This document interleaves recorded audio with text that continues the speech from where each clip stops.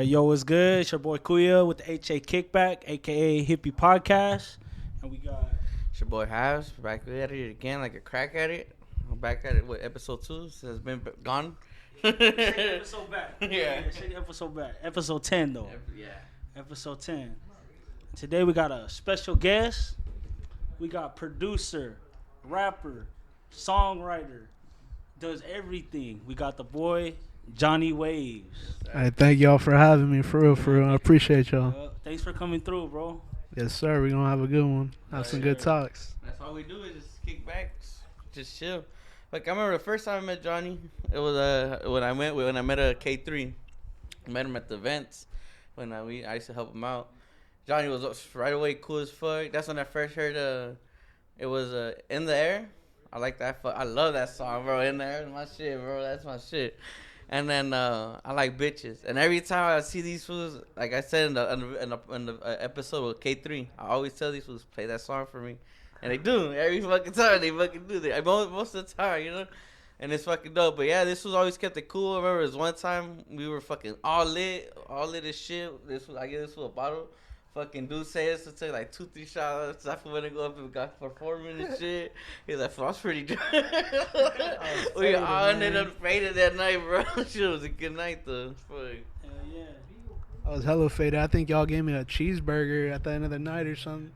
You guys bought cheeseburgers, right. I think. Yeah. I'm like, these fools are cool, man. I got a free cheeseburger. I'm like, this is cool, man. We've always kept it cool with each other. Should tap them with each other. Yeah. All right, you know, Johnny. I know you're coming off dope ass EP, Mi Camino, and I know you got some stuff in the future. But before we get into that, let's take it back, bro. Like, tell us a little bit about your upbringing and where you grew up as a kid. Man, growing up, I wasn't moving around. I mean, I'm normally like, I say I'm from Downey. I stay in Downey. But I stayed a lot with my grandparents too, so a lot of love to Southgate, a lot of love to Norwalk. I was staying in Chino Hills for a little bit too before I came back out here. But I was born in Long Beach, and then I don't really remember that. It was like kind of younger life. Yeah. Chino Hills were my first like memories coming to consciousness. I remember being on the stairs, being like, "Damn, I'm alive right now. I can actually experience things." But I remember being like up top. We used to have like a little house across the street from a park, and all the homies were white right there too. So I don't know. I feel like it developed my first upbringing, not to like be judgmental and things. And then I got sent to school in Southgate, but I was kind of getting in trouble right there. I would act up a lot, and then started going to school in Downey where I was staying at, but I was getting in trouble there too. But I kind of mellowed out. But making music, I started. I wrote my first rap when I was like 8 or 9. Oh, I remember writing like a little bar, like a little song, and my mom used to rap Rapper's Delight to me. The one song from Kangaroo Jack. Mm-hmm. And I remember I asked for a karaoke machine that Christmas, and she bought me like a little small one.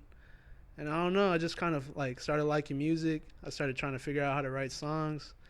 And I would say like in middle school I started doing like little poetry like events and stuff. They would have like they actually had me like perform a couple times for the kids. And I would try to rap battle, but I wasn't too good rap battling. I ain't gonna lie. I wasn't like, I learned at that time I was a different type of I didn't know I was like an artist at the time, but I learned I was a little different, Yeah.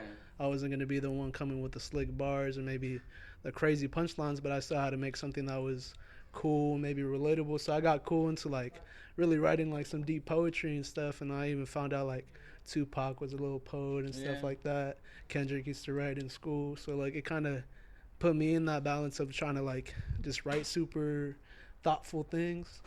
And then in high school, I remember I tried to record a couple songs. I remember one was over The Book of Soul by Ab-Soul. Okay. And then I think it was like a G-Eazy record. With that G-Eazy record, I found my flow because I started like kind of mimicking like his flow, and I'm like, all right, I'm gonna try to bite this, try to make like a little remix. And after that, I kind of just studying like flow and like breakdown, and then just seeing how like other people were like approaching songs. But I said I didn't get it down until like if you listen to my music, it definitely like changed like after like maybe like 3 or 4 years of that. So maybe it took like 5-6 years, and people have like been listening to my music for a little bit. So like I started like releasing my music sophomore year, at the end of my sophomore year, and then being more like serious about it my junior year. But really after high school, that's kind of where it started getting more serious and like not like serious, but sounding better. You know, people started taking me a little bit more serious, and the people that didn't know me were like catching eyes and stuff, starting to get the little follows, little likes and stuff. Yeah, that's just good. Yeah, I like when like I said, when I started listening to you, like at first, like I'm not gonna lie, like I heard K3, and then I seen like you came out in that song, and then of course, and I met you. You know what? I'm gonna tap in with him, and then K3 always told me because I would put like, "Hey, fizz my shit," but like, "Fucking tap in with the homie Johnny, tap in with him," and I was like, you know what? Fuck it, I would start liking, sharing, and commenting all this shit, like.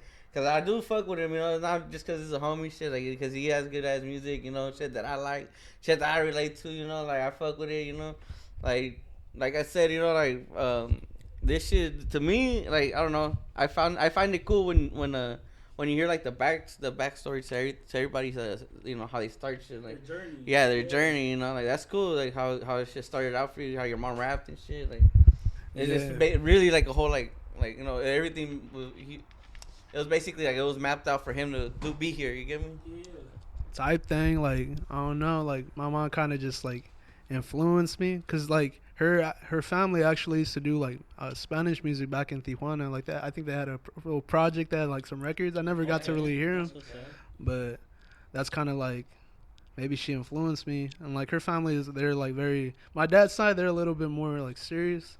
My mom's side, they're like dancing, they sing and stuff like that. Everybody has their fight. Their Mexican families like that. So like it was cool to kind of hear that, and then just growing up, they're always like real supportive. Like, shit, it wasn't for my parents, like I wouldn't have had that laptop, that microphone, and like I had to spend a lot of like days just trying to learn how to produce, record myself, cause I didn't really have like big homies like that. Yeah. I had one kid, shout out to the not kid, but at the time we were a kid, both of us were kids, but his artist name is Flyman, but he had sent me Logic, just like a rip of Logic, and like that kind of put me more on game because I was using GarageBand before that. So I got Logic, and then I just learned how to like record off of there, and then I think that was like my junior year, and then from there, just recording people at my house, like different artists from different like people I didn't really know, like just word of mouth type of thing, you know, and like it was kind of cool because you got to like I got to meet True Car, you know, True Car. I think I ever heard of him. He's from I don't even know where he's from. I don't want to say he's from Long Beach, but I met him from the homie from Long Beach. Yeah. But he's like an artist coming up. I think he's signed under WAC right now. Cool. But like he came over to my house on some random shit. Like it sounds kind of familiar. I feel like I've heard it. True Car. He has a song with the homegirl Jules. Okay. But yeah, just like random, like just meeting people. I mean, also you had like weird experiences, things going missing and stuff like that. Yeah. So then, like, my mom, too, like, at the time I wasn't smoking, so, like, the house would smell like weed from people recording and stuff, just from smoking before, you know?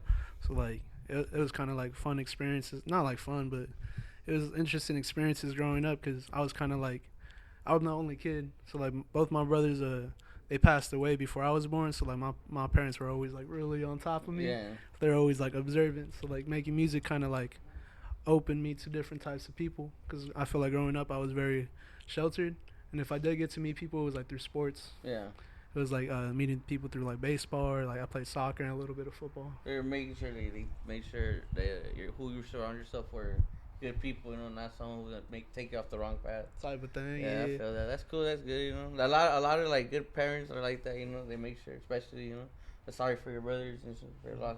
Yeah, sorry for your loss, bro. Appreciate that. How did you feel, bro? What was your first performance ever?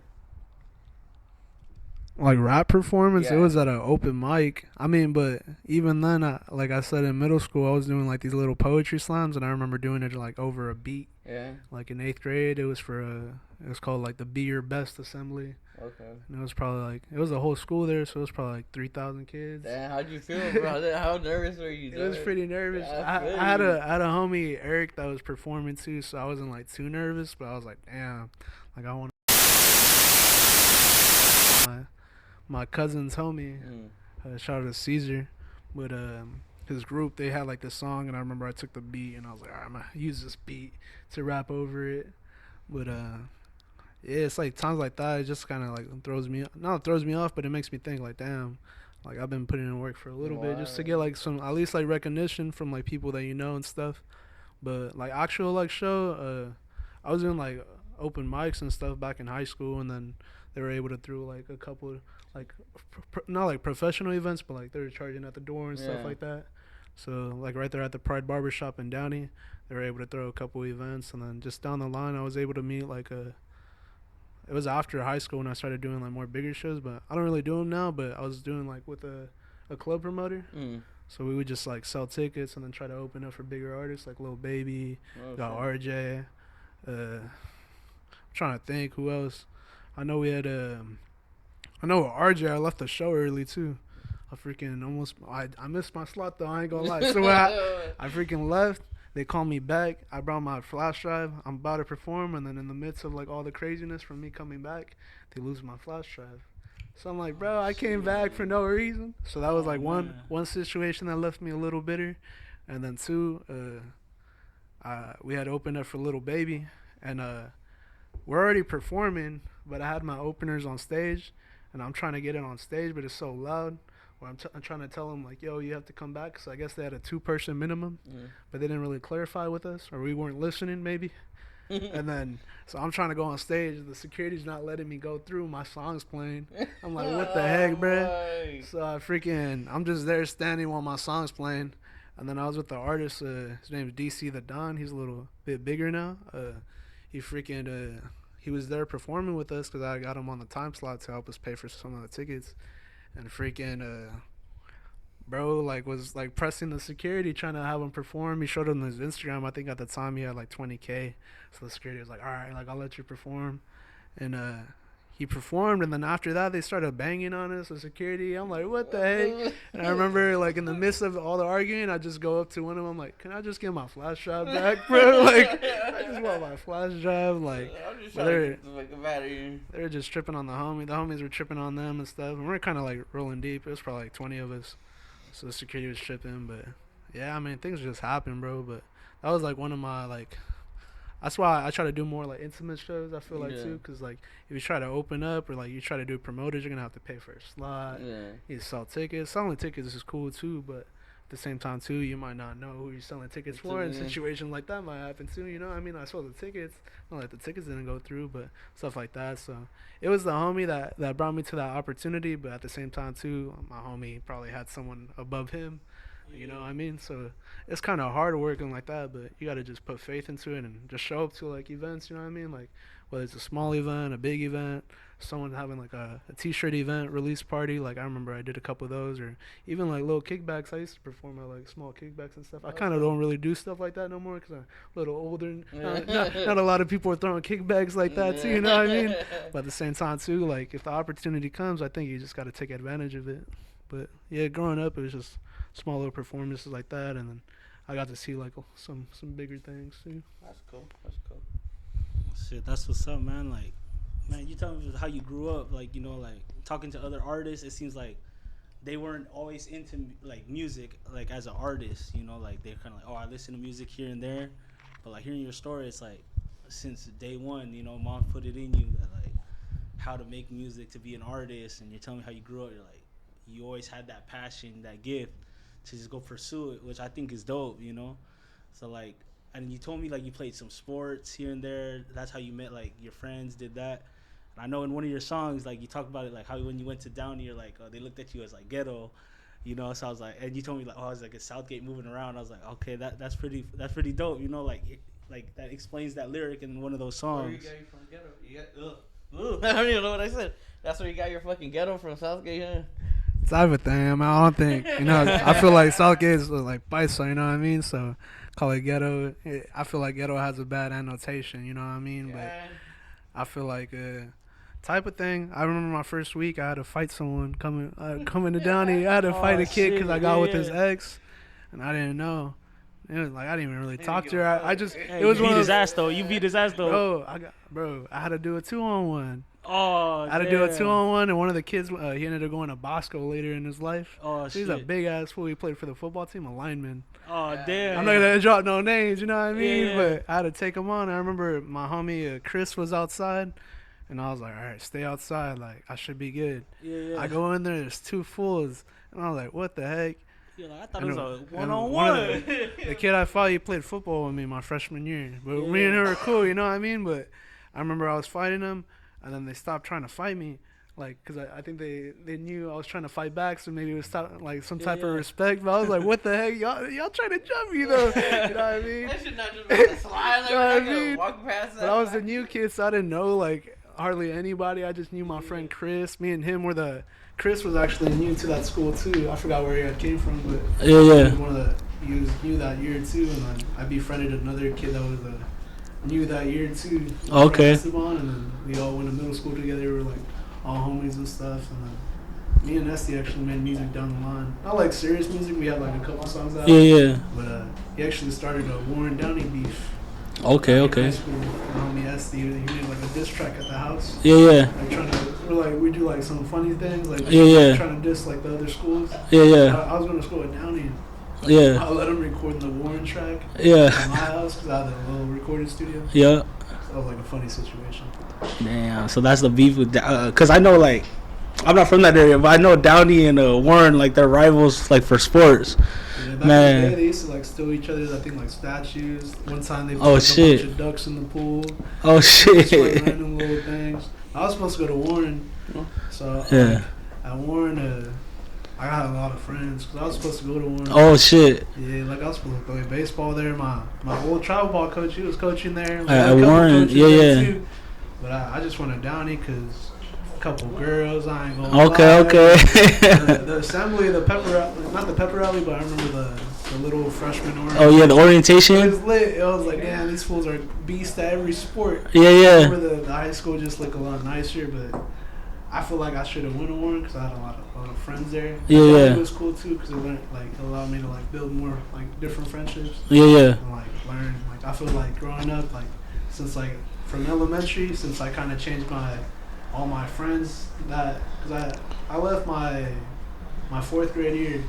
Oh shit! My homies, like I left, like I was supposed to go to middle school with them, then I had to like learn to have a new group in middle school. In high school, I had to learn how to have like a new group. New group of friends, And I had like some older friends too that played like football with me or played baseball, but it was mainly just, I mean, the whole school. There's so many kids there, you know. I get you.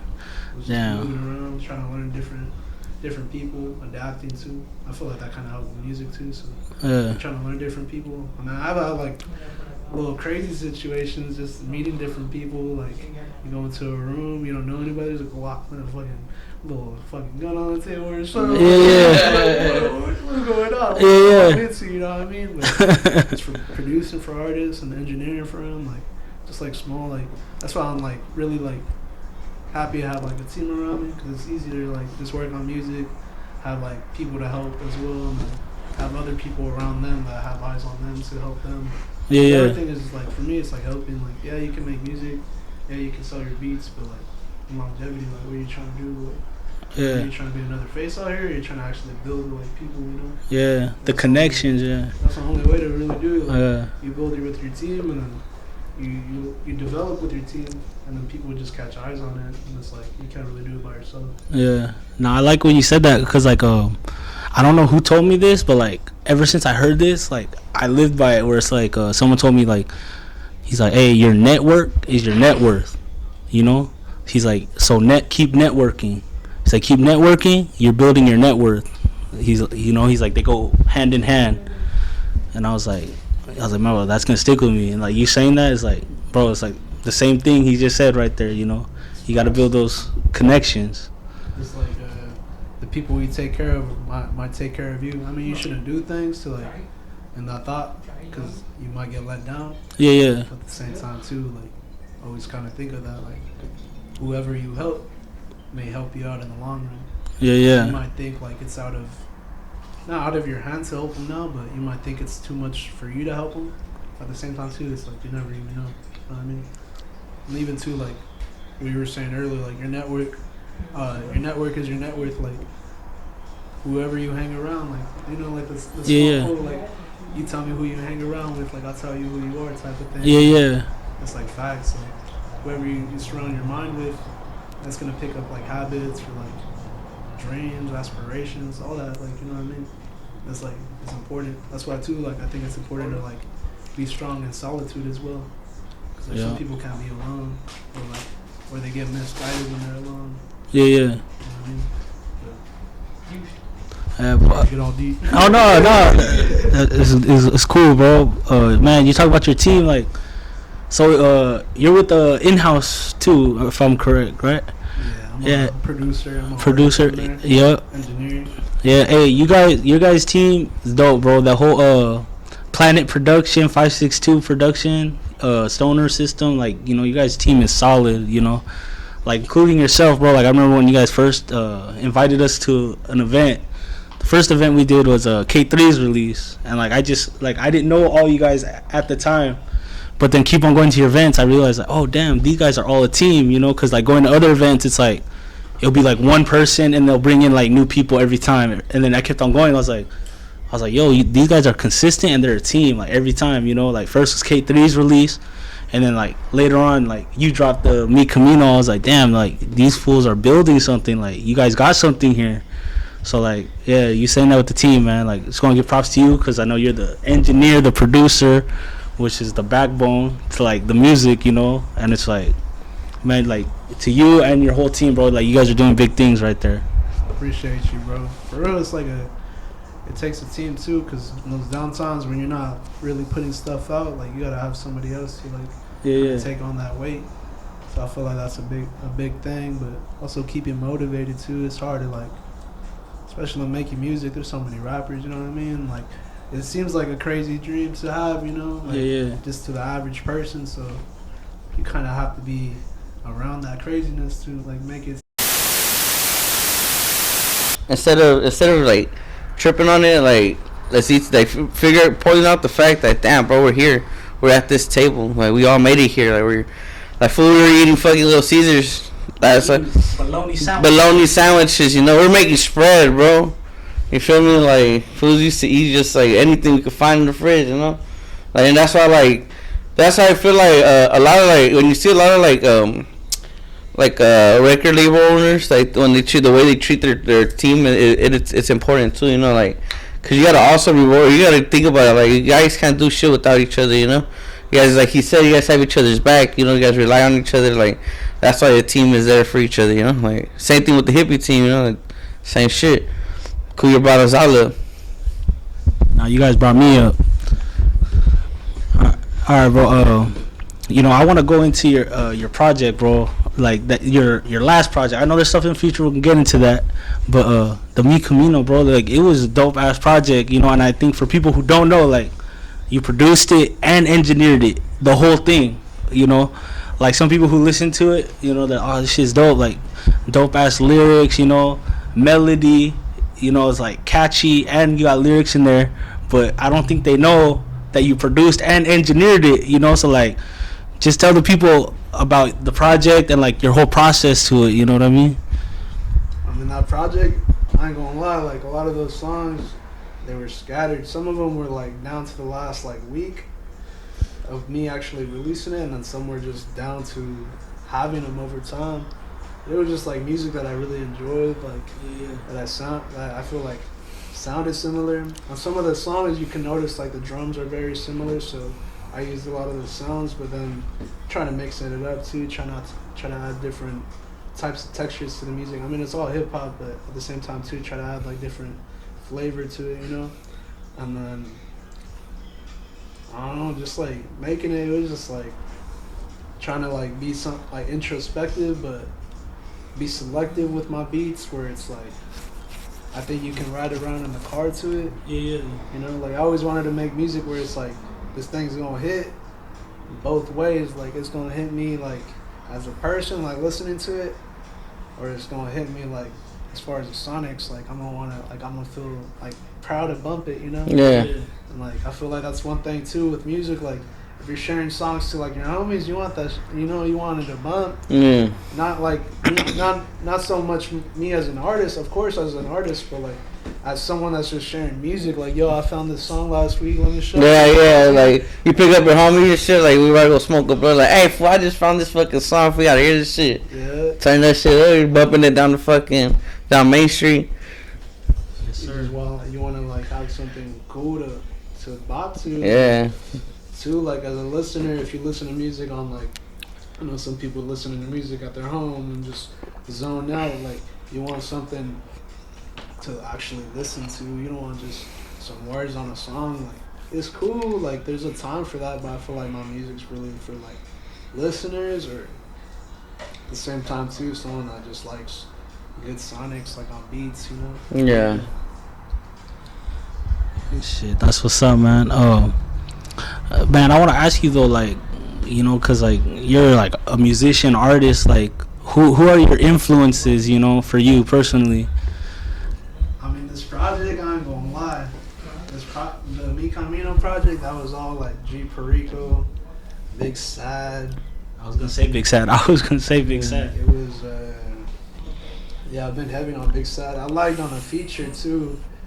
Like, not to talk like all that, but you know, I was trying to get a feature. Low-key, my bank was lagging that day. No. I hope that day can come. Like, low-key. Shit, I can't wait to hear that shit. Yeah. Song and my freaking, I sent him a picture too, like, no cap. And my freaking bank was like loading. I was like, what the heck? Yeah. And then all my other freaking money transfer things were down, so I was like, damn, like I didn't register, so I was like, damn, I don't know.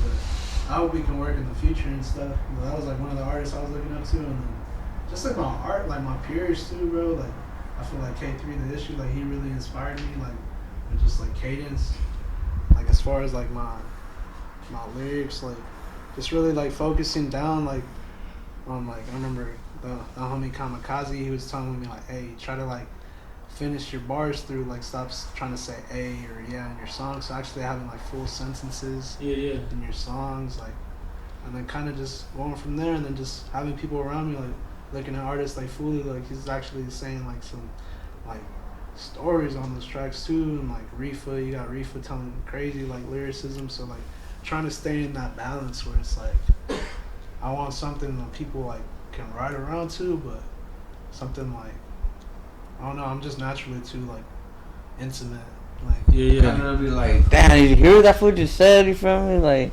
you know, like the first time you hear that lyrics by Myrtle Technique, Dance on the Devil, when you find out like, bro, that was one of the first hip hop songs that put me on. But you get me is like you want that reaction from somebody like, did you hear that, bro? Like you fucking like that fool just said that, like, you know, like it wasn't just like, I fucking picked up a fucking pound of bricks, fuck, you know, let him go smoke some you know, like, nah, this fool just said some shit that be happening in the hood, like, and it happened to that fool's own mom, you feel me, like yeah, you feel me, that's just crazy. Yeah, Mortal Technique, I used to listen to him a lot. He has a song, You Never Know. Yeah. You ever listen to that song? Yeah, that shit true. I was trying to say it when I first heard it. I was like, that's fucked up, bro. Like, this was like, she saved herself for this fool. This fool in the jail, and then she died when he got out of jail. And fucking, because she's like, oh, the reason I didn't want to let you have it, like, fuck, basically. I'm saying, like, obviously the other version of it is more fucking censored than that. But basically, she's like, the reason I let you fuck was because I was diagnosed and born with AIDS. She was a virgin, but she was diagnosed with AIDS or some shit like that. And and she's like, I just didn't want to make this burden yours and this and that. And and that fool just basically ends up fucking being all sad because she's the girl that nobody could get. Like everybody hollers at her, no one could get her and shit, but he gets her, and he's just a thug, fool. Like just a thug in and out of jail type shit. Shit, man. But you know, told us about that Mi Camino. So what should the fans, you know, what should the people know about like some future projects coming up? You know, we heard a little bit about it earlier, but like, what should they expect? Like, any dates? I don't know about the project. Date. I got a name. I think I got a name. It's called Deep Waters. Okay. But as far as topic, it's a lot of heavy music. I feel like it's good beats too. I like my production on it, but I would say it's a little more. Takes a little deeper dive into my thoughts or just my personal beliefs, you know. But still trying to keep that production going and trying to keep the project moving. I feel like right now I'm just in a creative like place where I'm trying to test things out. But still, I have like maybe 5 to 7 songs like ready. I'll probably drop some singles on it. I got some singles ready, but at the same time too, I'm trying to think about the whole project and whole. But I can't wait to hear that shit, bro. That shit sounds like it's about to be dope. I mean, I'm always ready for anything. Fucking new food drop. I'm always the first one fucking comment like. I appreciate that though. That's what keeps us going too. I mean, you know what I mean? Like, we appreciate the comments. Like, you know what I mean? Like, we might not have millions of fans, but you know what I mean? Like, each little person that, not little, but you know what I mean? Each person that helps us like grow is one person. Like, it just takes an army of one person to continue that mission. Like with anything, really. Like, you gotta just, you know, that's what I always say, be good to people and, you know, show appreciation, but also like try to help people too, because even like that's one thing I learned like in networking too. Like, you want to be around the same people, because or like other creatives, because they're more likely to support you than a regular person that thinks, oh, this is stupid, but you know they're watching reality shows with people that don't even know, you know, or playing the lottery. You know what I mean? Like, fuck you. Why am I look, dog? I mean, that's like money, you know. That's one thing, but like that's true. Like, but to knock someone's dream out and sit there and be like, I'm not gonna work at all. I'm gonna work hard for it, but I'm gonna go spend $5 and hit fucking $1 million. You know, that's like. Or even buy merch. Like, I was thinking too. Like, you rather spend 20 on the lotto, but you won't spend 20 on some merch, bro. Like, you feel me? Remember that on Saturday. Well, it's gonna happen after this video drops, but. Yeah. Man. Alright, bro. So like, man, with your team and stuff, cause like 562, I might be wrong, you know, cause I'm from the harbor, but 562, like that's considered that's Downey, that area too, right? Yeah, that's all that, and I was born in Long Beach too, so yeah, Long Beach. I feel like I'm embracing from my birth to where I was raised. Like, it's 562, you know what I mean? It's weird though, cause Southgate's 323 and it's right next door, but. Yeah, I'm pretty sure. I don't know how far 562 goes into, but I'm pretty sure it's like Pico, Whittier. Yeah, 562 goes into the I don't think it's East LA. Yeah. But I think I feel like it might touch like the SGV probably. Yeah. It might touch it there. I'm pretty sure Bell Gardens too is 562. You got Paramount, Lakewood, you got Norwalk. I'm pretty sure Hawaiian Gardens is 562. I'm pretty sure. Yeah, I think so. I think so. Because that's like southeast area, yeah. Shout out Hawaiian Gardens. They got a good Mexican place right there. Is it the one close to the casino? Yeah, kind of. They have. Because that's the. I've only been to Hawaiian Gardens a few times, but the one time I went, it was for some Mexican food. Like my Nina took me, and it was like pretty close to the casino. It's pretty fire, bro. They got some enchiladas right there. Enchilada michoacanas. That's from my mom's from too. Michoacan. Yeah. You just made up even a bigger Johnny Ways fan for that right now. Sorry. What part? Like. Okay. Yeah. You? My mom, she's from freaking Los Reyes. Okay. I don't know where the fuck any of those. I've been to Hippie-HxA once in my life, but like we drove through because we came from Guerrero because my dad's from Guerrero, and we drove all the way from Guerrero over to Michoacan. That shit was pretty crazy, though. I seen some shit. Yeah, bro. Out there, fool, they have like, it's like all open land, and out there they have like these little like security things that, like, it's not like a whole building full, like just like a little kiosk shit, right? And they sit there like on the side of the road just in case something happens. And my dad pulls over to ask for directions. He like, all right, he tells my brother in the front seats. He's like, all right, let's go. Ask for directions. He goes, they're walking up. I see. I'm going to Mexico soon too, fool. I've been scared because we're going to Mazatlan. Mazatlan? Oh, it's nice out there. Get some mariscos. You like mariscos? I heard it's chill. You like mariscos? It should be a good time, huh? You like mariscos? Yeah. Get them out there. Get some aguachiles. Think about me, fool. You need to get a fat ass plate of aguachiles, fool. Make sure they're hot. You need to get some fucking ceviche mixto. Get that shit with octopus, fucking scallops, fucking fish if you're not allergic. Sure, everything. Just get the good mixto, dog. Fire, fool. And if you're with a female food, the scallops, power, homie. I don't know if that's a good thing. I'm gonna be with family. I'm gonna be with my family. I don't know if that's a good thing. If not, food it probably tastes good though. Yeah, it's fire, and just a whole shit ton of fucking salsa, bro, and lemon, oysters. I love seafood, bro, especially from Mexico. It's just they just literally go to the back, fish that shit out, and they bring it to you. Man, you telling me, saying that story about you when you were in Michoacan, dog, you always tell me, I'm going to take you to Michoacan. I'm going to take you to Michoacan. You say that, I'm like, I don't think I want to go anymore, dog. After, Shit. Like, after a certain part, you, as long as... Alright, because if you go, you have to go, because they ask you, they stop you, they'll be like, fucking... Depends what city you go. Yeah, and it also depends what city. But if they do stop you, they'll be like, where are you going? I'm like, oh, I'm going here. Oh, you have family there? Or what are you doing over here? What's your business over there? With the little families, this, that. We live right here. That's it. All right, cool. And unless you make it there, fool, you can't leave, like, out of that area where you say you're gonna be at. Like, it has to be there, fool. And like sometimes you'll just see those fools driving by in the truck, fool, fucking masked up, fucking fat ass ARs and shit. Kids like 13 years old, fool, fucking big ass gun bigger than them and shit. That's just crazy out there. It was so crazy that they had to start the people from the city of Michoacan. They had to start their own fucking like rebellion towards them. Then they ended up becoming corrupted. It's just crazy. I was into that shit as a kid, bro. Just watching fucking stories on all that shit. Man, that's wild. Shoot.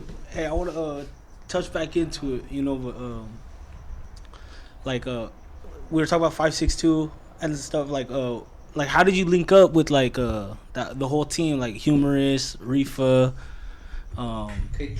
K-Tree, you know? I met Humorous through a homie named Albert, and I know I met Albert through an old friend, and I forgot how it came about, but they had shot a video for me because he was doing a lot more like film production back in the day. Okay. So he shot a video for me. I never put it out, but I always thought like, I don't know. I had met like a few members from the team around that time. Yeah. And then after that, I'm trying to think. I think I just would go record at his spot because he had a couple. I would go record in a couple of his spots, and he eventually ended up having this opportunity to come through to come record and stuff, make music for the team, produce and stuff, engineer, and then kind of just go from there. And then from there I was able to make his bro, I don't know if he knows, but a lot of people know, but his bro Rifa, yeah. Rifa 1, and then bless you. Thank you. And then I met Fully from there, just from being at the shows. Met K3Z. I think I met him at a show. I think he had like banana bread or something. That Hawaiian like, banana bread. Yeah, I'm like, I like I had banana bread. I'm like, damn. That's some fire ass shit. And I was like, damn. And I don't know. I kept coming around, kept making music, and then eventually just like relationships build, you know. Yeah. At the same time too, like, and I was just always like cordial too with working. Like, I wasn't trying to charge people. The only person I think made like money off of, or it was like, I mean, I was a few of them, but at the same time too, it wasn't really about money. If you can ask them, like, I probably made a couple dollars, but at the same time too, it was never about the money, you know. But just I was always just trying to help too, and like if something came, if they had to ask, like, yo, I need this for free, it's like cool too, you know. Yeah. It's like never really asking. Like I would just do things, you know, like provide beats. If they need services, I ask them too, but at the same time, just try to be around, try to be a role player, you know. Yeah. You can't be a. Well, that's how networking works, right? Mm-hmm. Scratch my back, scratch yours. Type of thing, and like, you know, like that builds exposure for you too, because like you're in some way you're putting people on to like new sounds or new ideas, like as a producer, and then like you think of it like as a person, like, damn, like I'm actually helping this person like build something instead of having someone that's gonna charge them or not give them certain percentages, or you know, like a lot of people don't have a producer, you know, So they're gonna just find YouTube beats and they're gonna lease those, but then you don't read all the things. Like sometimes you have to renegotiate after like 250,000 views, and like what's that in money wise? Like I've had songs that hit almost 100,000. What am I making off them? Like $5-10. Like you know what I mean? Like damn, so like crazy. you're not really making too much off of it. But like at the same time too, like I mean I'm just being exaggerated. I don't know the exact. I could check my disc but you know what I mean, like type things like. So it's like it don't really matter, but at the same time too, like I feel like for me it's like that's why I started putting my music on my webpage because you know maybe not a lot of people buy it, but that money goes to me and like I keep a lot of that percentage. Yeah. So instead of just having music that's on streaming services, like yeah, you can find my music on there, but like I'm really trying to predict like what's the next thing as far as like becoming an independent like artist, or like if you want to just keep following like the same game. You know? But it's like you got to create your own game too. That's why like people sell e-courses. You know what I mean? Like they know how to do a skill, but they sell the e-course. So for me, it's like I make music, so my idea is that I sell the album. And like it's a little old school because people are used to getting their music through like Apple Music. But then again, people are used to like buying stuff. You know. So I feel like how do you make it more tangible? Like how do you provide like a free shirt or something, you know, a free hoodie, or like something, you know. You gotta think like outside the box. More like sell it basically. I don't know how I got to this conversation, but no, you're good, bro. Take a double blinker. Shit. I don't know about a blinker. You're gonna have to take a blinker. Blinker for blinker. Nah, I can't hit a blinker. I'm already blown in shit. Yeah, you don't gotta take no blinker, bro. That's just this fool. I never said you had to take a blinker. You blinker? You the blinker. You're a blinker.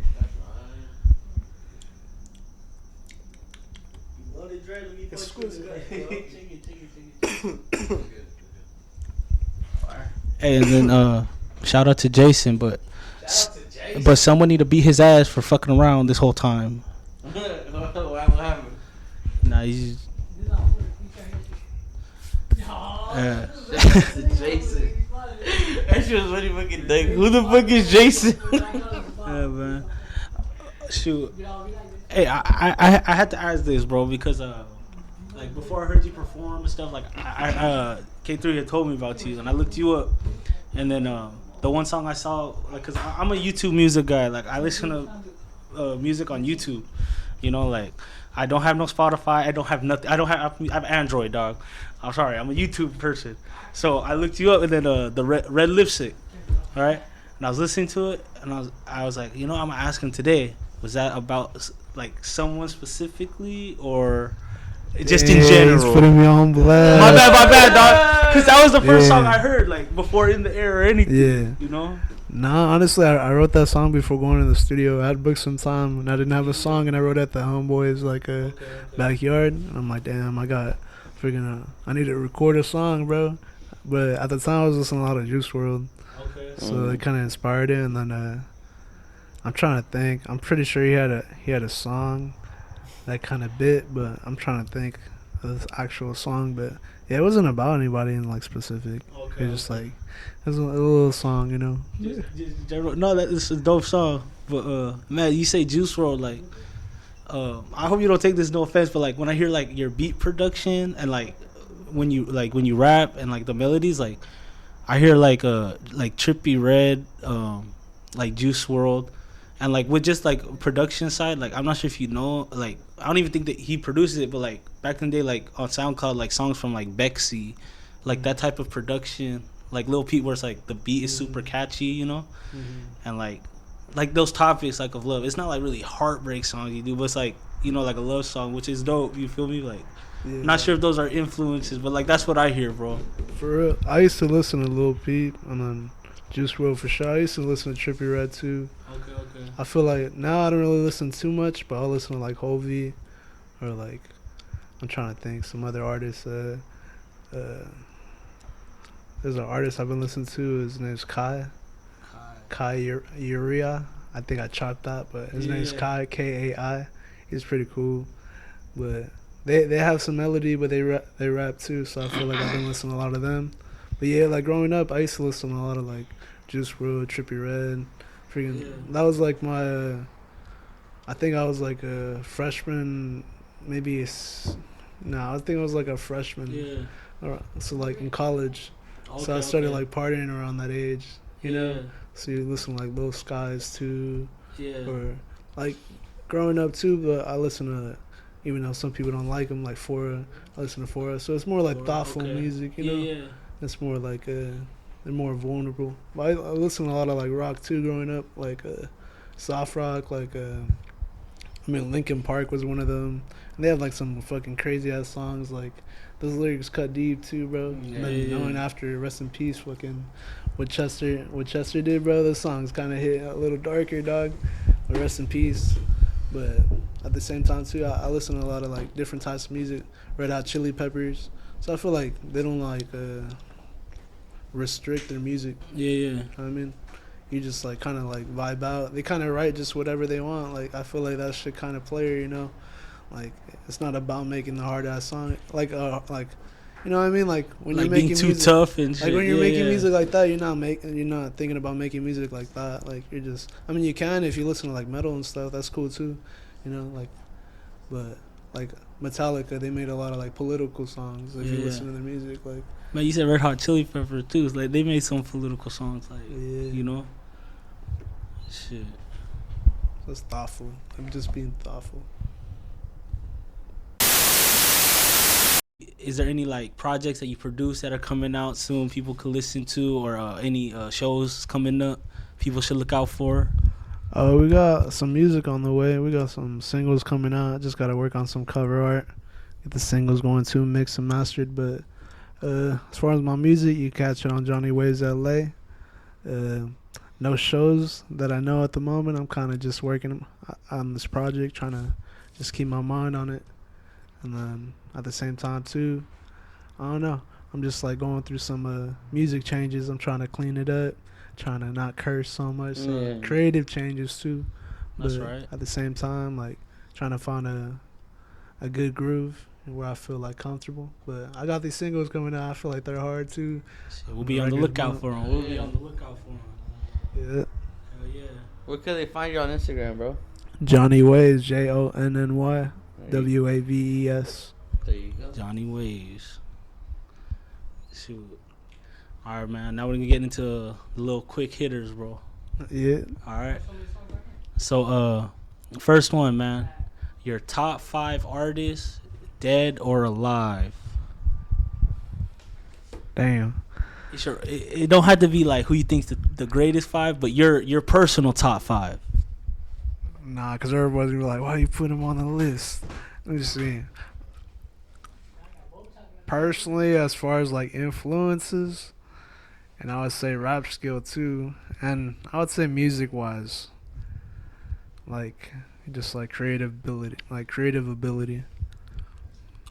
And I'm not gonna go like one like top to bottom, you know. I'm just gonna say people. Mac Miller. Hard. Mac Miller's hard.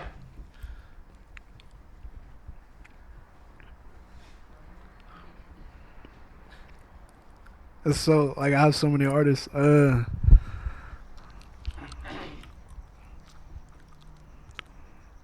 gonna say just creative wise and music wise, like Pharrell. Ooh, Pharrell. Person wise, Impact.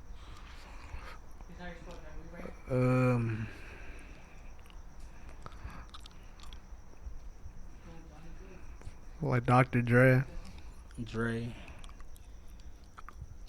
And I'll sub in Snoop Dogg right there because I can't probably pick either one, but Dre for sure. Just producer wise, artist wise, even Dre, with Snoop. everything. Throw out the Long Beach Fruits right there, Born in Long Beach through and Snoop. I'm gonna go Nas for 4. Okay. Nostradamus. I think I gotta throw J. Cole in there. Cole. Okay, hey, that's a good 5. Even with everything from Cole, I gotta throw Cole in there. Hey, besides the last couple weeks. Yeah. But you know, at the same time too, I respect to that man. But besides J. Cole, if I had to throw another artist, I'd probably throw Wiz Khalifa in there. Wiz. Damn, that's a good list. You got Mac, Pharrell, Dre, Snoop, Nas, and then Wiz and Cole. Yeah, I threw some extra ones in there. It's all good. It's all good. 6 and 7, man. You know what I mean? We don't hate. Hey, it's Johnny Wade's top 7. It's a pretty hard question. It's hard to narrow it down to 5, but hey, that's a good list right there. That's a good list. A lot of them were like, a lot of people probably weren't even expecting them at all. Yeah. Like Pharrell, probably, honestly, a lot of people weren't thinking Pharrell. A lot of production. Pharrell's a good one. Pharrell's a good production, impact, like how you said that. But hey, bro, you brought it up with J. Cole, bro. And, like, for us, we're just fans of music, bro. Like, so when we say something, it's like, these fools are just yapping. Like, they don't know shit. They ain't never made a song. They never did shit. Hey, it's all good. We're just talking about the subject. But, you know, the whole big 3 thing, I don't mean to put you on the spot, but, like, you're actual artist, bro. Like, what are your thoughts on it, bro? Hey, Drake winning right now, man. You think Drake's winning? Hey, look at Rick Ross came out of nowhere with a freaking elbow drop from the top rope. But yeah. At the same time too, oh no, I feel like Kendrick's verse was cool, you know. Yeah. Kendrick was the hardest one. I'm biased, bro. I'm a big Kendrick I didn't fan, like the dog. leaks. I wish they would have just dropped them. Yeah. But at the same time too, I respect Rick Ross for coming straight forward. But I feel like Drake had the best verses. I don't know, bro. Have you guys read them? But did he write them, bro? Did he write them, bro? Hey, Kendrick had some writer things on his projects, and they were saying that's one of the writers for, I think, Drake or something, Quentin Miller. Something was related that he was on one of the Kendrick albums. Okay. But I don't know. You know, it's the internet. Yeah, it's internet. But like, well, I don't know. He has writers on his project too. But that's like when they get bigger, you know, like everyone. J. Cole has writers on his shit too, you know, as they go. But like I said, this is just a fan saying. But like, Kendrick had tapes before where it was just him, you know, before he blew up, because Drake blew up first before Kendrick. You know, Kendrick was like at that hungry stage where it was just all him, you know. He put him on the tours. I think he put him on a couple tours. Drake did put him on some tours. Or I think it was like the Lil Wayne tour or something. He did. I'm not gonna lie. Back then, Drake did fight for him to go on the tours and stuff, you know. But like, somewhere down the line, I'm not too good with the history, but like I know they did have like a falling out or something happened. Then they didn't have each other on each other's songs no more. And then the Control came out, and then that's where like the beef, and that's where they split. Kind of like our generations of hip hop. They're like, it's either you here with Drake or you here with Kendrick, you know. Because before that shit happened, I ain't gonna lie to you. Like, I did listen to a few Drake songs when he was like just with Lil Wayne, but then like, you know how hip hop is, bro. Like, we didn't grow up in the East versus West.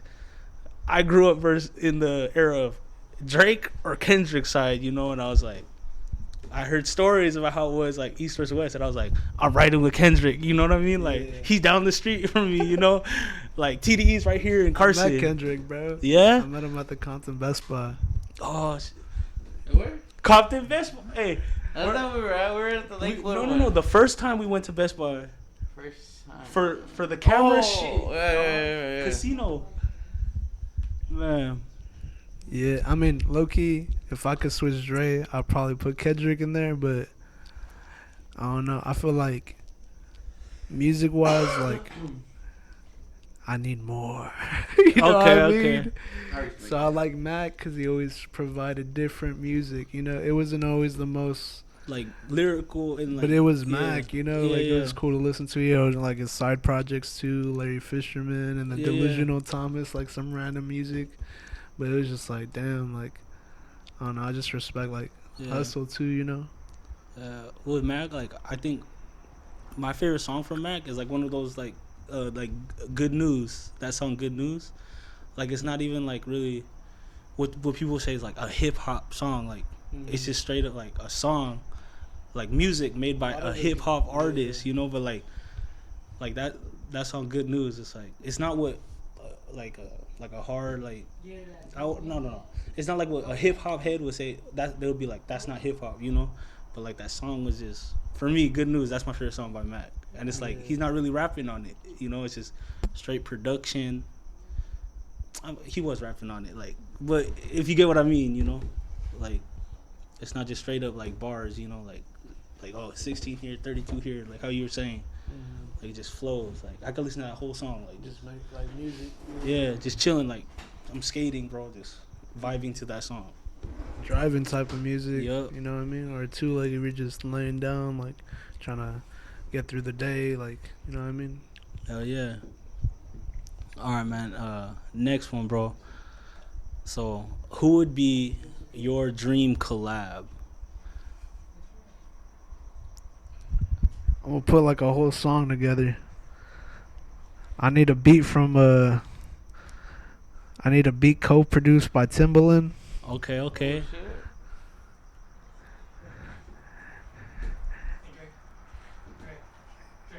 Benny Blanco. And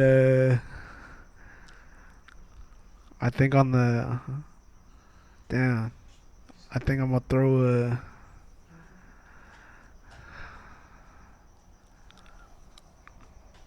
I don't know why it's calling my name, but I'll probably put Southside on it just for like some added like texture, some 808s. But I feel like feature wise, my favorite feature would be like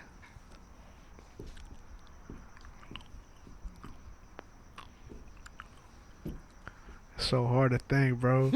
I'm just trying to think right now. It's all good. It's a hard question though, to be honest. Dream feature.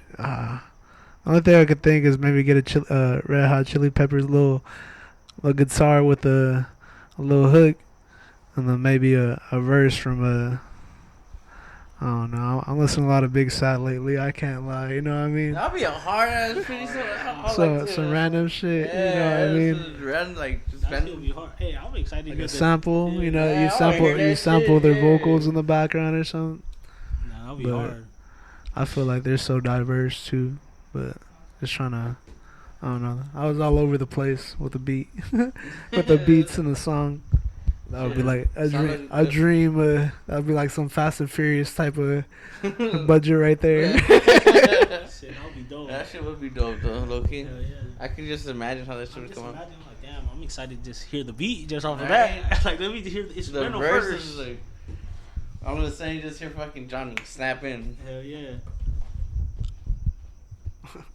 Alright, man. This is the last one, bro. Like, what's a piece of advice for a kid out there, you know, who listens to your music, watching this, like, what, and they want to do what you're doing? Like, what's an advice, like a piece of advice you'd give to them? Genuinely, as a person, never look for a hand, but always look for information. If you do find that hand, know there's other hands out there, so don't break your person for whoever you're deciding to do business with. And think about tomorrow, because today only lasts forever. Damn. I'm taking that advice for myself too. Man, you know, this was fire, and you know, just want to thank you, my boy. I'm excited for that Deep Waters. Me too. I'm excited for the Deep Waters. I'm excited for those singles, dog. And once again, I appreciate you, dog. Thank y'all. I appreciate y'all for real, for real. You're looking up. Yup, and that's it. We got Johnny Waves here. We're gonna put all his handles down there, his YouTube, his Instagram. You know, Make sure look out for and follow him. Look out for Deep Waters. Yes, sir. And then we'll catch y'all later.